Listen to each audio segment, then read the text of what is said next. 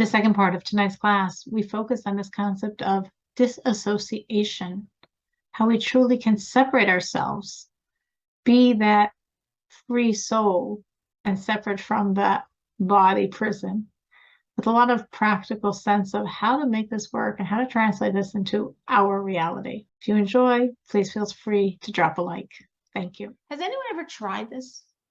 Has anyone ever tried this idea of like just focusing on the soul, focusing on the godly, and not letting the other stuff get to her? I just want to say that I never did, but what a great idea for meditation is to really meditate on the soul and feel the soul.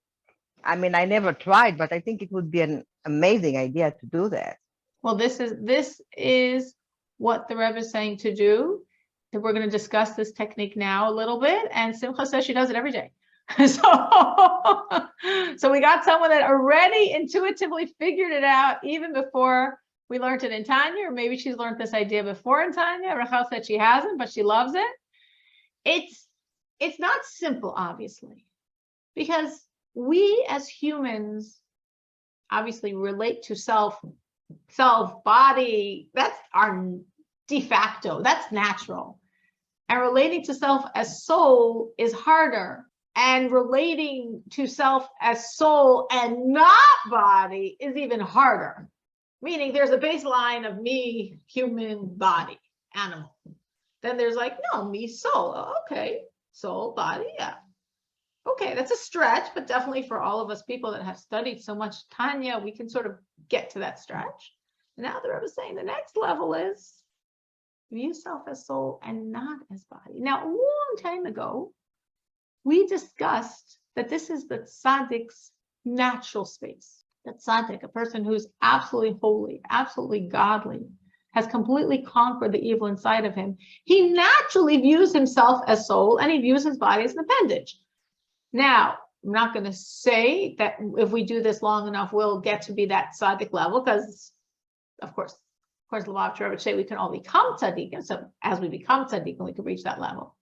But on a more human level, we can work at this separation. So Simcha, who's probably like human like the rest of us, says she's heard of the concept before, and she does it, and it really centers her when she's in difficult situations or not such nice situations, pretty situations, godly situations.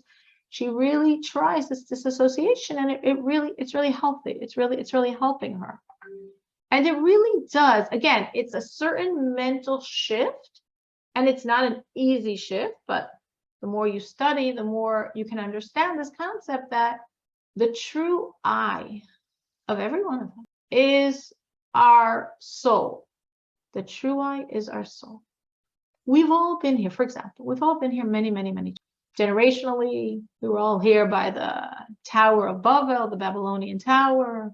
We were all the generation of the Exodus of Egypt, and we were in the desert. We were all here with Reb Shimon Bar Yochai. We've all personally been here many times. And all of those lifetimes are us. They're all us. But obviously, we didn't come out with the same body. We could have been a man in a previous lifetime. Perfectly plausible. Taller, shorter, different capacities on so many levels. But it was still me. Because the me, the I of the person is their soul. And everything else is like the garments, the clothing I'm taking on. And here, these are not clothes you slip off so fast. But ultimately, they can be slipped off and you can put on a different set of clothing. So the real I of the person is their soul. Now, Simcha says she does in difficult situations, she does it for short durations of time. Okay, makes sense. It might not be the simplest thing to stay focused in that space, but it's doable. And definitely, I appreciate what Simcha says about difficult situations, because it is a technique that we're using in a difficult situation. It's not our norm. It's not going to be how we're going to live regularly, throughout the moments of our life. No, it's not. It takes a very strong mental focus. But it's sort of like sometimes it's almost like you're running away from yourself. And that's all you have the ability to do. Well, running away doesn't sound very good. It would be better to deal with myself. True, 100%. But sometimes you can't. And when you can't, this is a good idea. So let's read how the Rebbe develops this further and understand this concept of like running away from ourselves. Okay. What the Rebbe is suggesting to do is a form of exodus, is a form of leaving Egypt. That it's said about the process of Egypt, of the exodus from Egypt. The nation fled. Right? That was the report. The Jews ran out of Egypt. Now the Alter Rebbe says, that's really weird. Now, of course, very often when the Alter Rebbe or the Rebbe were studying Torah and it's pointed out how weird something is, like, we never thought of that because we just keep moving. But if you think about it, it makes no sense that the Jews ran out of Egypt. Why? Seemingly, this is really strange. Why was this? What were they running from? If they asked Paro to set them free, he never had to send them free. He sent them free at that point. He had no choice. He didn't want to lose his army of 3 million, his slaves of 3 million, his workforce of 3 million, but he had no choice. God brought him to the point where he's like, go, go, go, go. And that's what the entire Egypt had been saying already for a long time. Bye, bye, good riddance, leave. So who are they running? They're running from the Egyptians. The Egyptians were bye. They're running from Paro. At that moment, Paro was also saying, I'm a firstborn. I don't want to die. Bye. Everybody was saying that to them. So who are they running? Ella mipnei shahara shebenafshos Yisrael adayin haya b'takfo.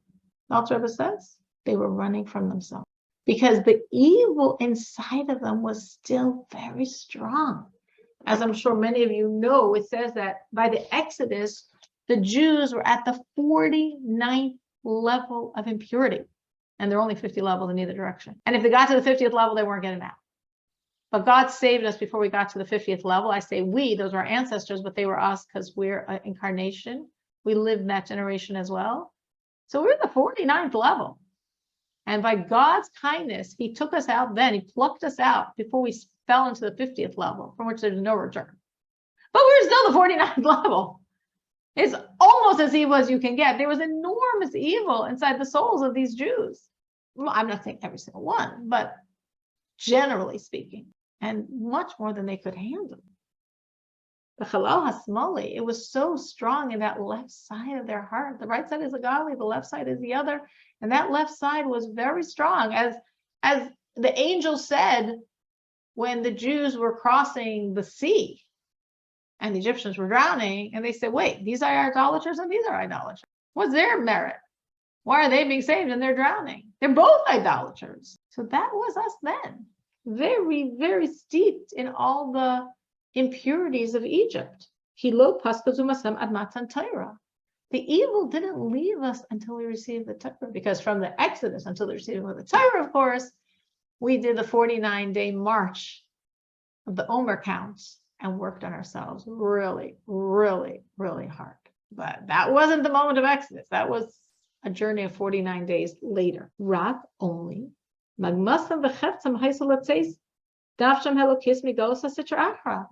the Jews had a very strong focal point. They had a very strong desire to get out, to free their souls from the exile of evil.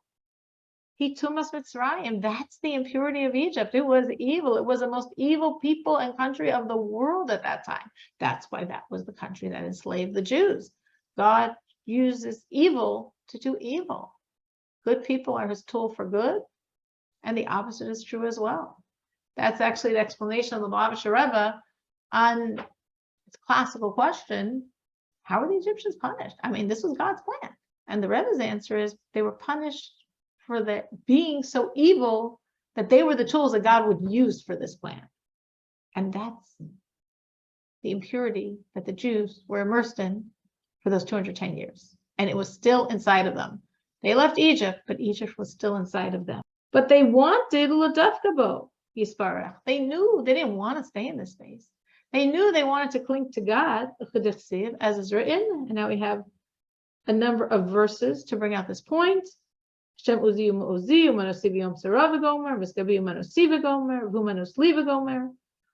verses that are saying God is my fortress, God is my strength, God is my refuge. That's where we want to go.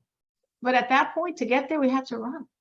And that's why in the future, by the redemption, when God will remove all the impurity, it won't be in the world. It won't be inside of us. There won't be anything to run. Siv, what does it say about that time? You're not going to run anywhere. We ran out of Egypt. We're not running out of this exile. Because God's walking before you. We're not running because there's nothing to run from. Because there's no evil that we have to. So what the Rebbe is saying here, he's bringing like a historical imperative for this concept that this happened before. It actually, of course, happened to us because we are that generation, but we might not remember. But the author was explaining that when we left Egypt, we ran and nobody was following. We ran from our sin. And that's in essence what the Rebbe is saying here. So how does that translate to the practical? I mean, it sounds interesting. But what does it mean in our world reality? Of course, there's many ways and many people can answer that question. On the basic level, what it means is when you're in a situation where you don't have the tools to overcome the situation by dealing with it, you're going to overcome it by separating yourself away from it. You're saying, that's a situation, but that's not me. Well, that sure seems like you're part of this whole group situation, what everyone's doing, culture. No, that's not me. Well, a piece of you, it is you. I'm running away from that piece. I'm just running into a space of godliness, not real to me, higher than me, holier than me, immersing myself just in this holy space and not dealing with the other stuff. And trusting that just this immersion in the holiness will trickle down and lessen that darkness, or that situation will pass and then I'll be able to regroup. Makes sense? Can people now think how this applies to them? Maybe it's applied in the past, or maybe they see how it applies now. Anyone can think of the practical application for this concept in their own life or in people's lives? I'll give another example to try to talk about it a little more so we can see how we can apply it, how we can make it work. If you were with a group of people that were doing something wrong, now again, depending on your age and stage, what that means could be very different. But even something will just make it really like innocuous. Here you are, you really committed to no gossip, at least for the 3 weeks. And you're with a group of women. So lo and behold, what's going on? What do you do? So if you were strong enough, maybe you would speak about the 3 weeks and really focusing on loving everyone and being positive and how you've taken on this resolution and telling them how wonderful it is and how we all should join this. But sometimes you're just not in the space to say any of that. You can't say it authentically. Don't think they're going to be interested in your voice. You don't want to, be the preaching Rebbitzin here. So you just run away. Now you're not moving anywhere. You're still sitting with a group. I mean, maybe a simple solution would also be to leave, and that might be part of your escape route. But maybe it's not even, but inside of yourself, you're just detaching from the situation.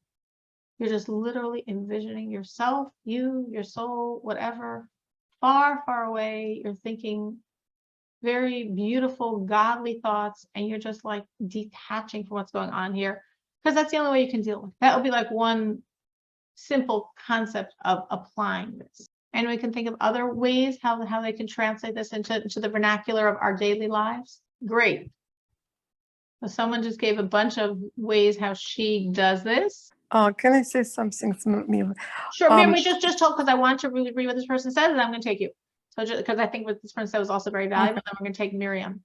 So meditation, breathing, prayer are all ways she uses to like separate herself from whatever her mind's doing to trap her. They all work.